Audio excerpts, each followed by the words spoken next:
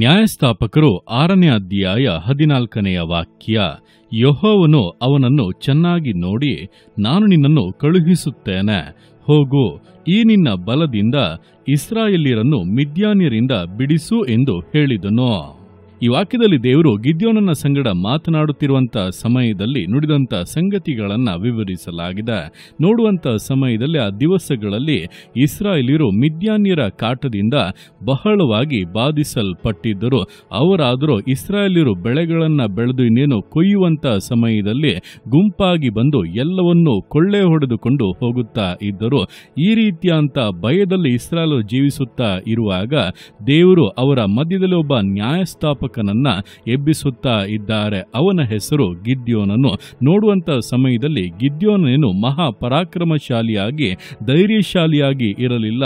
ಅವನು ಕೂಡ ಮಿದ್ಯಾನ್ಯರು ಬರುತ್ತಾರೆಂಬುದಾಗಿ ಭಯಪಟ್ಟು ದ್ರಾಕ್ಷಿಯ ಆಲೆಯಲ್ಲಿ ಗೋಧಿಯನ್ನು ಬಡಿಯುತ್ತಾ ಇದ್ದನು. ಅಂದ್ರೆ ಹೇಗಾದರೂ ಅವರ ಕೈಯಿಂದ ತಪ್ಪಿಸಿಕೊಂಡರೆ ಸಾಕೆಂಬಂತ ಒಂದು ಮನಸ್ಥಿತಿಯಲ್ಲಿ ಕಾರ್ಯಗಳನ್ನ ಮಾಡುತ್ತಾ ಇದ್ದನು. ಆದರೆ ದೇವರವನನ್ನ ಸಂಧಿಸಿ ಪರಾಕ್ರಮಶಾಲಿಯೇ ಎಂಬುದಾಗಿ ಕರೆದು, ನಾನು ನಿನ್ನನ್ನು ಕಳುಹಿಸಿ ಕೊಡುತ್ತೇನೆ, ಹೋಗು, ನಿನ್ನ ಈ ಬಲದಿಂದ ಇಸ್ರಾಯೇಲರನ್ನು ಮಿದ್ಯಾನ್ಯರಿಂದ ಬಿಡಿಸಿ ಎಂಬುದಾಗಿ ಹೇಳುತ್ತಾ ಇದ್ದಾರೆ. ಅಂದ್ರೆ ನೋಡುವಂತ ಸಮಯದಲ್ಲಿ ಅಲ್ಲಿಯವರೆಗೂ ಮಿದ್ಯಾನ್ಯರಿಂದ ತಪ್ಪಿಸಿಕೊಂಡರೆ ಸಾಕು ಎಂಬಂತ ಮನೋಭಾವದಲ್ಲಿ ಜೀವಿಸುತ್ತಾ ಇದ್ದವನನ್ನು ಈಗ ಮಿದ್ಯಾನ್ಯರನ್ನು ಎದುರಿಸಿ ನಿಲ್ಲುವಂತೆ ದೇವರು ಬಲಪಡಿಸಿ ಕಳುಹಿಸಿಕೊಡುತ್ತಾ ಇದ್ದಾರೆ. ಅದೇ ರೀತಿಯಾಗಿ ಗಿದ್ಯೋನನು ಹೋದಾಗ ಮಿದ್ಯಾನ್ಯರ ಮೇಲೆ ದೊಡ್ಡ ಒಂದು ಆಶ್ಚರ್ಯವಾದಂತ ಜಯವನ್ನ ದೇವರೇ ಅವನಿಗೆ ಅನುಗ್ರಹಿಸಿಕೊಟ್ಟರು. ಇದೇ ಪ್ರಕಾರವಾಗಿ ದಿವಸಗಳಲ್ಲಿ ನಿಮ್ಮ ಜೀವಿತಗಳಲ್ಲಿ ಕೂಡ ಕೆಲವೊಂದು ವಿಷಯಗಳನ್ನು ನೋಡಿ ಈ ಬಾಧೆಗಳಿಂದ, ಈ ಇಕ್ಕಟ್ಟುಗಳಿಂದ, ಈ ಸಮಸ್ಯೆಗಳಿಂದ, ಈ ವಿರೋಧಗಳಿಂದ, ಈ ಕಾರ್ಯಗಳಿಂದ ತಪ್ಪಿಸಿಕೊಂಡರೆ ಸಾಕೆಂಬಂತ ಮನೋಭಾವದಲ್ಲಿ ನೀವು ಕಾರ್ಯಗಳನ್ನು ಮಾಡುತ್ತಾ ಇರಬಹುದು.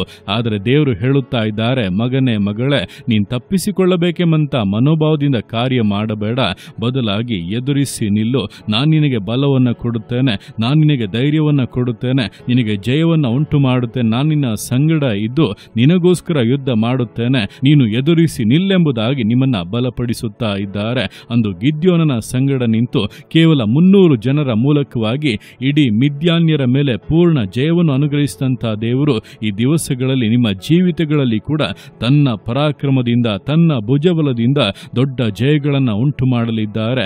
ಆದ್ದರಿಂದ ಭಯಪಡಬೇಡಿ. ದೇವರು ನಿಮ್ಮ ಸಂಗಡ ಮಹಾಪರಾಕ್ರಮಶಾಲಿಯಾಗಿರುವುದರಿಂದ ತಪ್ಪಿಸಿಕೊಳ್ಳಬೇಕೆಂಬಂತ ಮನೋಭಾವದಿಂದ ಜೀವಿಸದೆ ಎದುರಿಸಿ ನಿಲ್ಲುತ್ತೇನೆಂಬಂತ ಮನೋಭಾವದಿಂದ ಸೈತಾನನ್ನ ಎದುರಿಸಿ ನಿಲ್ಲಿರಿ, ಅವನು ಬಿಟ್ಟು ಓಡಿ ಹೋಗುತ್ತಾನೆ. ಕರ್ತನ ಮೂಲಕವಾಗಿ ನೀವು ನಿಶ್ಚಯವಾದಂತ ಜಯವನ್ನು, ಆಶೀರ್ವಾದಗಳನ್ನು ಹೊಂದಿಯೇ ಹೊಂದುತ್ತೀರಾ. ಆದ್ದರಿಂದ ಈ ದಿವಸಗಳಲ್ಲಿ ನಮ್ಮನ್ನು ಬಲಪಡಿಸಿ ಪರಾಕ್ರಮಶಾಲಿಗಳನ್ನಾಗಿ ಮಾಡಿ ನಮಗೆ ವಿರೋಧವಾಗಿರುವಂತ ಕಾರ್ಯಗಳ ಮೇಲೆ, ಕ್ರಿಯೆಗಳ ಮೇಲೆ, ಸೈತಾನನ ಸಕಲ ಕುಯುಕ್ತಿಗಳ ಮೇಲೆ ಜಯವನ್ನು ಕೊಟ್ಟು ನಮ್ಮನ್ನು ಆಶೀರ್ವದಿಸಿ ಮುನ್ನಡೆಸುವಂತ ದೇವರ ಕರಗಳಲ್ಲಿ ಪೂರ್ಣವಾಗಿ ಸಮರ್ಪಿಸಿ ಜಯಶಾಲಿಗಳಾಗುವಂತೆ ವಿಧೇಯತೆಯಿಂದ, ದೃಢತೆಯಿಂದ, ಸಮರ್ಪಣೆಯಿಂದ ವಿಶ್ವಾಸ ಜೀವಿತಗಳನ್ನು ಮುನ್ನಡೆಸೋಣ. ದೇವರ ಕರಗಳಲ್ಲಿ ಸಮರ್ಪಿಸಿ ಪ್ರಾರ್ಥಿಸೋಣ. ಯೇಸುವೆ ಸ್ತೋತ್ರ ರಾಜ, ಕೊಟ್ಟಂತ ಈ ದಿವಸಕ್ಕೋಸ್ಕರ ಸ್ತೋತ್ರ ಕರ್ತನೆ. ಈ ದಿವಸ ನಿನ್ನ ಕರಗಳಲ್ಲಿ ಸಮರ್ಪಿಸ್ತಾನೆ. ಪ್ರತಿಯೊಂದು ಜೀವಿತಗಳನ್ನು ನೀನು ಆಳ್ವಿಕೆ ಮಾಡು, ಬಲಪಡಿಸು ಕರ್ತನೆ. ಹೌದಪ್ಪ, ದಿವಸಗಳಲ್ಲಿ ಮಿದ್ಯಾನ್ಯರಿಂದ ತಪ್ಪಿಸಿಕೊಂಡರೆ ಸಾಕು, ಸ್ವಲ್ಪ ಗೋಧಿ ಕಾಳನ್ನು ಉಳಿಸಿಕೊಂಡರೆ ಸಾಕೆಂಬುದಾಗಿ ದ್ರಾಕ್ಷಿಯ ಆಲೆಯಲ್ಲಿ ಅಪ್ಪ ಗೋಧಿಯನ್ನು ಬಡಿಯುತ್ತಾ ಇದ್ದಂಥ ಗಿದ್ಯೋನನನ್ನು ಸಂಧಿಸಿ ಅವನನ್ನು ಅಪ್ಪ ಪರಾಕ್ರಮಶಾಲಿ ಎಂಬುದಾಗಿ ಕರೆದು ಅವನು ಅಪ್ಪ ಇಸ್ರಾಯೇಲರಿಗೆ ಮಿದ್ಯಾನ್ಯರಿಂದ ಬಿಡುಗಡೆಯನ್ನು ಕೊಡುವಂತೆ ಅವನನ್ನು ಉಪಯೋಗಿಸಿದ ಹಾಗೆ ದಿವಸಗಳಲ್ಲಿ ನನ್ನ ಕೇಳ್ತಾ ಇರುವಂಥ ಪ್ರತಿಯೊಬ್ಬೊಬ್ಬರು ಕೂಡ ಯಾವ ವಿಷಯದಲ್ಲಿ ಭಯಪಡುತ್ತಾ ಇದ್ದಾರೋ, ಯಾವ ವಿಷಯದಲ್ಲಿ ಕರ್ತನೆ ನಡುಗುತ್ತಾ ಇದ್ದಾರೋ, ಯಾವ ವಿಷಯದಿಂದ ತಪ್ಪಿಸಿಕೊಂಡರೆ ಸಾಕೆಂಬಂತ ಮನೋಭಾವದಿಂದ ಜೀವಿಸುತ್ತಾ ಇದ್ದಾರೋ ಆ ವಿಷಯಗಳ ಮೇಲೆ ನೀನು ಜಯ ಕೊಡುವ ಹಾಗೆ ಅವರನ್ನು ಬಲಪಡಿಸಿ ಅಪ್ಪ ಮುನ್ನಡೆಸಬೇಕೆಂದು ಪ್ರಾರ್ಥಿಸುತ್ತಾ ಇದ್ದಾನೆ. ಯುದ್ಧವು ನಿನ್ನದು ಕರ್ತನೆ, ನೀನು ಜಯವನ್ನು ಉಂಟು ಮಾಡು. ನಿನ್ನ ಮಕ್ಕಳು ಬಲಹೀನರಾಗಿ ನಮ್ಮಿಂದ ಆಗುವುದಿಲ್ಲ ಎಂಬುದಾಗಿ ಕೂತಿರುವಂಥ ಅವಸ್ಥೆ ನೀನು ನೋಡು ಕರ್ತನೆ. ಯೇಸುವಿನ ನಾಮದಲ್ಲಿ ಸೈತಾನನ ಸಕಲ ಕ್ರಿಯೆಗಳು ನಾಶವಾಗಿ ಹೋಗಲಿ. ಯೇಸುವಿನ ನಾಮದಲ್ಲಿ ಅವನನ್ನು ಎದುರಿಸಿ ಪ್ರಾರ್ಥಿಸುತ್ತಾ ಇದ್ದಾನೆ. ತೊಲಗಿ ಹೋಗು ಸೈತಾನನೆಂದು ಕಟ್ಟಲೆ ಕೊಡ್ತಾ ಇದ್ದಾನೆ. ಜೀವಿತಗಳನ್ನು ಬಿಟ್ಟು, ಕುಟುಂಬಗಳನ್ನು ಬಿಟ್ಟು ತಡೆಗಳನ್ನು ಉಂಟು ಮಾಡುವಂಥ ಸಕಲ ಕ್ರಿಯೆಗಳನ್ನು ತೆಗೆದುಕೊಂಡು ತೊಲಗು ಯೇಸುವಿನ ನಾಮದಲ್ಲಿ.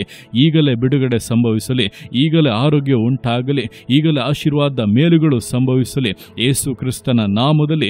ಈಗಲೇ ಅಪ್ಪ ಪರಿಪೂರ್ಣವಾಗಿ ನೀನು ಘನಪಡಿಸಪ್ಪ.